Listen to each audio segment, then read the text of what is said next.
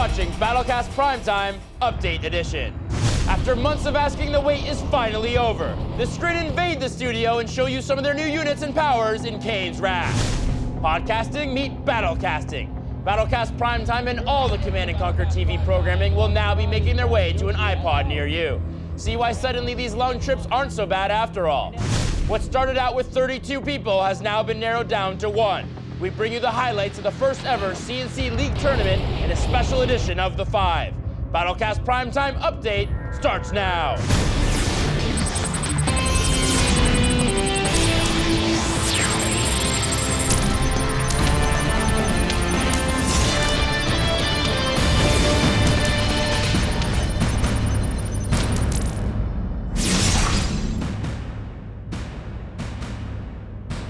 You're logged into a special update edition of Battlecast Primetime. I'm David Silverman. Unfortunately, Raj was worn out by our supersized episode, so it's just me to give you a little appetizer before Raj and I return in the next full episode of Battlecast Primetime, debuting February 29th. Let's kick off this bad boy by getting a special update of the latest from the front.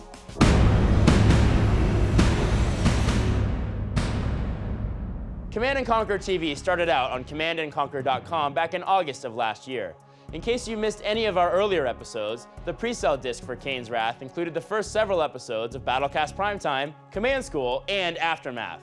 And let's not forget Battlecast Primetime Deutschland, which can be seen on Giga in Germany. If that wasn't good enough for you, well, we're expanding Command & Conquer to iTunes. Starting today, you'll be able to go onto the iTunes Music Store, click on Podcasts, and find all of Command & Conquer TV. We're even working on getting our episodes available as HD podcasts so you can see it all in true 720p high definition. You now have no more excuses for not knowing the latest news about Command & Conquer 3, Kane's Wrath, or the best strategies to use online. Kane's Wrath is just around the corner.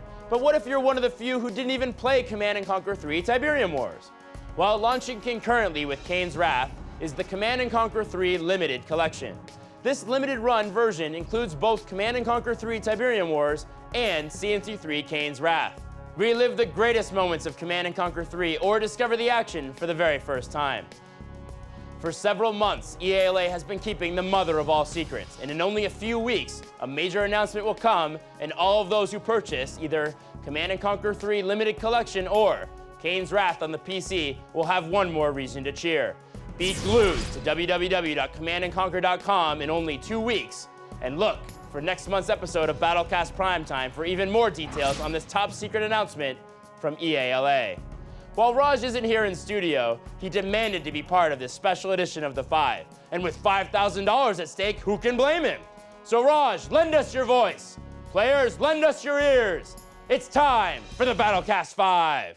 5. Round 1, a GDI mirror between Kane's favorite son, Dackle, and Shadow Terran on Tournament Arena. Shadow grabs a tip spike and expands to Dackle's blue field, while Dackle cranks out some APCs and engineers. Big surprise there. The Surveyor deploys, dropping a refinery and watchtower, but one of Dackle's APCs shows up, forcing Shadow to sell for fear of engineers. Shadow knows what to expect from Dackle. After all, he watches Battlecast Primetime, and he's got APCs and rocket troops of his own patrolling his base, taking out Dackle's engineers before they even arrive. Dackle's strategy depends on getting an early econ advantage by capturing and selling his opponent's buildings, and well, that's just not happening here. Both players are massing predators, but Dackle, at just 2 refineries, isn't getting the needed resources. Plain and simple, Shadow outnumbers him. Despite some desperation zone troopers and firehawks, Shadow Terran knocks out Dackle in round 1. Well, Dackle, you'll always have Kane's challenge. 4. Shadow Terran moves on to another GDI mirror on pipeline problems against number 4 seed Avilo. Their build orders are identical: crane, refinery as they creep to their blue field. Avilo drops a few more refineries at his green field and grabs the expansion point. He's got 8 refineries on 4 fields. But Shadow spent his cash on war factories, watched his Predator rush clear the map in a single push. I guess all those harvesters couldn't fight back. Shadow pulls off another upset. 3. Number 2 seed, I Am Khufu Nod versus Martyr, GDI on Tournament Arena. Martyr sends an APC engineer rush at Khufu, and wait, what's this? Do my eyes deceive me? Or did the number 31 seed just engineer a Conyard from the second best player on the ladder? Khufu's base was wholly undefended, but Khufu's not throwing in the towel. He's got a war factory at his blue field to queue up another MTV. Martyr's base spans 3 tip fields, and Khufu's crammed into the corner, fending off wave after wave of attack. Nobody puts Baby in the corner, and Martyr can't finish him off.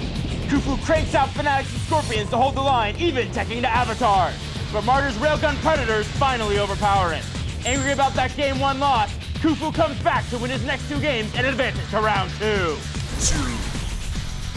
It's WCG teammates I Am Khufu and Relativity in a GDI mirror on Small Town, USA. Relativity expands south and creeps north in an attempt to control the entire map, while Khufu sprawls around his starting area. It's obvious these two are friends as they shy away from early game harassment. Khufu even passes up a crane with his Firehawk, instead taking out a power plant. They do come back to knock out a tech center at least. 8 minutes in and we finally see the first clash as Relativity secures a north expansion. Khufu's built up a few mammoths, but with only 1 tip field, he knows he can't compete with Relativity's resources. The mammoths charge in and are defeated, and Khufu calls it quits. 1. And finally, Sorbet Scrin versus Barbecue 199 GDI on Tournament Arena. Both players expand to their blue fields and turtle. See, people actually do turtle in C&C 3. Barbecue tries an APC engineer rush, but it's thwarted by a buzzer hive, and the players silently tech. The first punch clocks in about 6 minutes in. Sorbet has storm columns, charge devourers, and tripods defending his central field. But Barbecue sends in railgun predators and rocket troops. It's a close match, but Sorbet's phase field turned the tide. They retreat and rebuild, but this time Barbecue supplements his predators with juggernauts. Sure, they're not as powerful as mammoths, but their long range makes them a good counter for tripods. Unfortunately, Sorbet's got corruptors force firing on his tripods, and they're being healed faster than the juggernauts can damage them, making Barbecue retreat for a second time. As we go to the final push, Barbecue engineers a technology assembler, cutting off Sorbet's supply of tripods, and quickly rushes in with a dozen juggernauts. They outrange Sorbet's defensive line, cutting him off once and for all. Barbecue advances and whips me up a steak. Congrats to all the competitors in the first ever C&C League season, and look for APOC's update in the next episode of Aftermath for the kickoff announcement of C&C League Season 2. If you've got a question that yearns to be answered, you're in luck. We'll test the extent of my Command & Conquer knowledge with your questions in a special edition of our Ask a Developer segment I'm calling Ask a Silverman. Our first question comes from Gebby. He writes, can Epic units gain veterancy? If so, will they gain more garrison spots? Great question, Gabby. Yes, Epic units will gain veterancy just like any other unit. That means that they will get health regen upon becoming a heroic unit. You can also give an Epic unit regen right away if you garrison some engineers in it. The more engineers, the faster it regains health. And if it reaches heroic status, well then that health regen bonus will stack. However, when you build your Epic unit, it will come with all the available garrison spots. So you will not gain additional spots with veterancy. Our next question comes from Marauder0123. He asks, will it be possible to clear a deployed Reckoner like any normal garrison? And will enemy infantry also be able to use it? Well, currently the Reckoner's garrisons act more like an APCs. This means that enemies can't use the garrisons, and your units that are garrisoned in it are not susceptible to grenades, flames, or buzzers. Your allies will be able to use the garrison spots though, just like an APC. This question comes from everyone. In episode 4 of Battlecast Primetime, you promised us we'd see the Scrin in episode 5. Episode 5, although incredibly awesome, had nothing to do with the Scrin. Why did you promise us this and then not deliver? P.S. Love the show. Well, everyone, that's an excellent question. The truth of the matter is that unlike other television shows out there that shoot all their whole seasons at once, we shoot each episode of Battlecast Primetime individually, and only a couple of weeks before it premieres online. We do this so that we can consistently bring you the most up-to-the-minute C&C information. When we shot episode 4, we planned to showcase the Scrin in episode 5, like we said, but a couple of days before was the Community Summit, and we decided that it would be awesome to showcase the first 2v2 match from Kane Wrath, and use the guys from the Community Summit to do it. In order to pull off that, we had to delay the Scrin feature.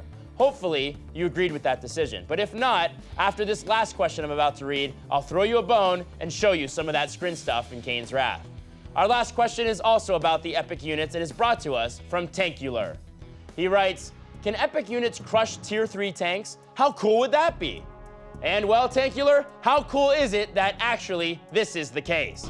While things might still change due to balancing, the plan is very much to have epic units roll over and squish Tier 3 tanks, just like a tank would flatten infantry. So when you face an epic unit, make sure you protect your tanks from the metal-crunching treads. Mammoth tanks, beware. Keep those questions coming so Amir can come back next episode and answer all of them. And in case you can't find the thread to post, it moved to the Kane's Wrath section of our official forums at www.commandandconquer.com. Now, as promised about 60 seconds ago from yours truly, we get down and dirty to give you a peek at the Scrin in Kane's Wrath. First, let's check out the upgraded tripod available for the Reaper 17 subfaction. Like a Devourer, this bad boy can suck up Tiberium and deal extra damage with green lasers. The Reaper subfaction isn't exactly all about subtlety. Traveler 59 will also have a cool new unit, the Cultist. This squad of 5 has no weapons, but as long as at least one member is alive, it can mind control an enemy unit. Imagine flanking a Purifier staging area outside of a Black Hand base with a few of these cultists. Toasty! Traveler is definitely all about finesse. Like the Cultist, their upgraded commando, the Prodigy, has some amazing mind control abilities. Like a Mastermind, he can control a building or a unit and teleport in reinforcements. But this bad boy can also mind control an entire area. Instant chaos amidst a huge battle. One cool new support power for the Scrin is the Infestation. Think of it as a cross between a lightning spike and a growth accelerator. This power summons a hive on a Tiberium field, which deals damage and unstealths anything that rests in the field. But that's chump change compared to the Scrin's new Uber support power, on par with GDI's Orbital Bombardment and Nod's Tiberium Vein Detonation. Overlord's Wrath calls in a huge Tiberium meteor down to Earth to decimate enemy forces. You won't want to be in the way of this thing. There's just a taste of the wholesome Scrin goodness coming your way in Kane's Wrath. In our February 29th episode of Battlecast Primetime, producer Jim Vasella returns to run these subfactions through the gauntlet. We'll bring you all the support powers, upgrades, and buildings for this alien powerhouse. Don't miss it. Well, that just about wraps things up here. We're back February 29th with Raj, Jason, Greg, and all of the C&C action you can handle. And also, log into iTunes and subscribe to the C&C TV podcast to get access to all the episodes on the go, and be alerted when new shows are live. Always remember to Battlecast your match for a shot to be featured here on Battlecast Primetime. For the entire Battlecast Primetime team, I'm David Silverman, and we'll see you on the battlefield. I have Tiger Raj wherever you are.